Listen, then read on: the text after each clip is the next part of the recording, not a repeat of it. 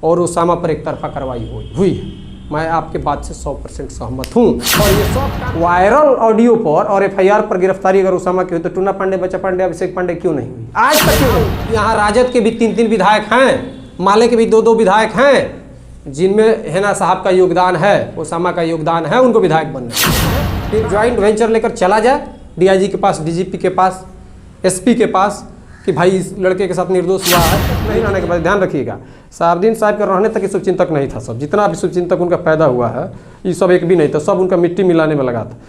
वो आदमी को पता था कि पुलिस यहाँ से कब गई है कब आई है। वायरल ऑडियो पर और एफआईआर पर गिरफ्तारी अगर उसामा की हुई तो टूना पांडे, बच्चा पांडे, अभिषेक पांडे क्यों नहीं हुई आज तक? क्यों नहीं हुई? और फिर राज्यसभा भेजे, मैंने वो राज्यसभा चल जा, ये लोग एड़ी लगा के बाकी केनियो उस सड़क जास हमनी के वजह से गठबंधन से अगर हिना साहब को टिकट मिल जाता है तो आप यानी गठबंधन के साथ रहेंगे, हिना साहब के लिए आप लोग वोट मांगेंगे। नदीम जी एक जानकारी और आपको मैं दे देता हूँ, आप इसको पुख्ता कर लीजिएगा। हिना साहब जी राष्ट्रीय कार्यकारिणी की सदस्य थी, जान लीजिए, राष्ट्रीय जनता दल में, और लोकसभा के 3-3 बार उम्मीदवार थी। हिना साहब जी स्टार प्रचारक थी। आपके लिए बिग ब्रेकिंग न्यूज़ दे रहे हैं। और जब से ही रंगा बिला शुभचिंतक हुआ, आपने देखा होगा कि उसामा के भी शुभचिंतक गांधी जी भी हुए थे। एक केस हुआ था तो ये भी दुबई गए थे पासपोर्ट लेकर उनको। उसी गांधी जी ने पहला 302 का एफआईआर फर्जी, अजय सिंह ने कहा मैं भी कह रहा हूँ, ऑफिशियल कह रहा हूँ, फर्जी उसमें नहीं थे। राजीव रोशन के केस में उसामा, उस लड़के को अपराधी बनाने का पहला प्रयास गांधी जी ने किया। और जब से ये लोग शुभचिंतक हुए हैं, और भी मैं आपको खबरें दे रहा हूँ, कई जानकारी आप प्राथमिक सदस्य भी नहीं बनने दिया है सब हिना साहब और उसामा साहब, जान लीजिए। अब इसके बाद अब तय करिए किसको टिकट कौन दिलवाएगा, कौन दिलवा रहा है कौन नहीं दिलवा रहा है। जो आदमी राष्ट्रीय कार्यकारिणी, राष्ट्रीय, आपको मेंबरिंग जरूरी है कि नहीं? आप बताइए, अब तो पढ़े लिखे आदमी हैं। किसी भी पार्टी का टिकट लेने के लिए अगर टिकट किसी को देना भी पड़ता है, हमने देखा है 2010 में एस कुमार को और मुन्ना वर्मा को और एक शैलेश को, 3 आदमी को टिकट उमाशंकर बाबू ने दिलवाया था। तो पहले उनको जहाज से दिल्ली से सदाकत आश्रम पटना भेजा गया, पता चला कि मेंबर ही नहीं थे, इनको टिकट कैसे मिलेगा। सिंबल के पहले प्राथमिक सदस्यता रहना एक हर पार्टी के संविधान में है।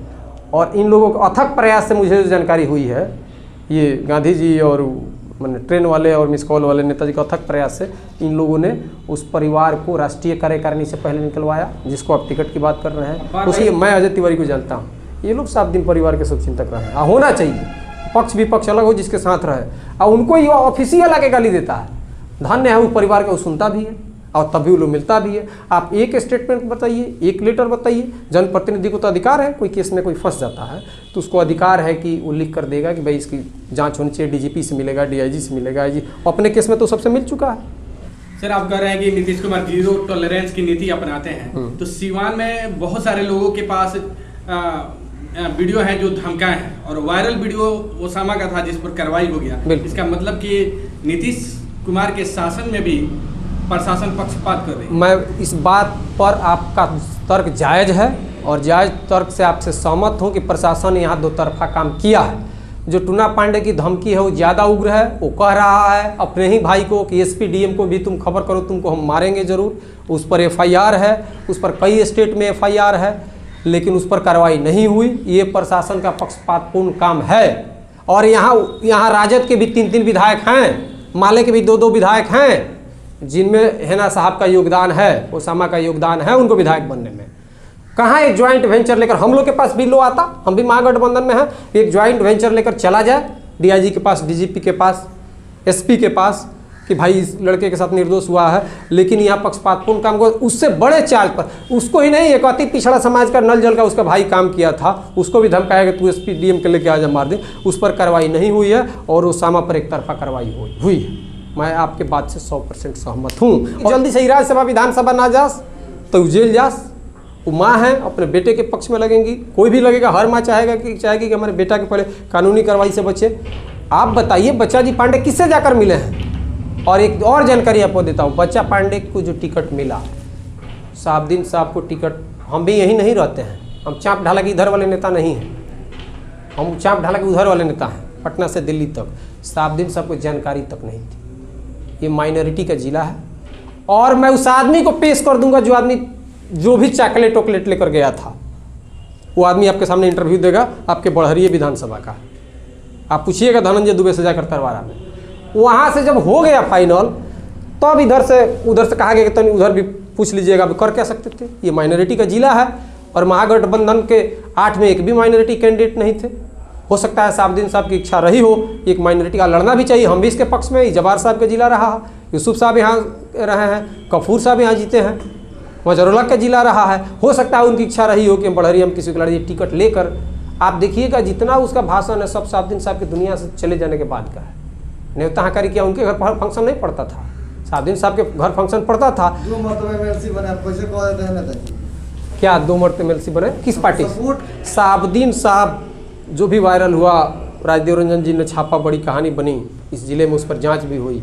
सबसे भावुक और मार्मिक चिट्ठी विनोद जायसवाल को हारने के बाद लिखे थे। यानी मैं भी मानता हूं कि विनोद जायसवाल के साथ ईमानदारी से थे, उन्होंने लिखा था। आप पता नहीं उस समय पत्रकारिता में थे, आप जान लीजिए, बड़ा चर्चा हुआ था, उस पर जांच भी हुआ कि जेल से कैसे लिख सकते। उन्होंने लिखा कि मैं आज मानता हूं कि सिवान के लोगों ने मुझे छोड़ दिया है और ये हार मेरी हार है। एक तरफ साहबुद्दीन साहब ये कह रहे हैं और ये घूम घूम कर क्या कहता है कि वो तो भाजपा का मदद कर रहे थे। मंगल पांडे से पूछिए, विक्रम कुंवर से पूछिए, ओम प्रकाश, ये क्या हुआ? हम अजय सिंह के साथ हैं और अजय सिंह का क्रेडिट पर्सनालिटी डेंट करने वाला कोई हम काम करेंगे तो हम उनके दोस्त हैं कि दुश्मन हैं। आप देखिएगा साहबुद्दीन साहब के परिवार को जितना ही बहेलिया, टूना पांडे और ये गांधी जी ने नुकसान पहुंचाया है, उस पर्सनालिटी को भी, उसकी अच्छाइयाँ भी रही होंगी। कोई भी आदमी का फॉलोअर इस तरह से नहीं हो जाता है किसी के लिए। देखिए दुनिया में मैं मानता हूँ कोई अच्छा और कोई बुरा नहीं होता। जो हमारे मुफीद है वो अच्छा है, जो हमारे मुफीद नहीं हो बुरा है। तो उनके इतने दीवाने थे, उनको कष्ट होता होगा। ये आदमी दागदार बना, इसने कहा कि 2 बार साहबुद्दीन साहब ने हमें एमएलसी बनाया।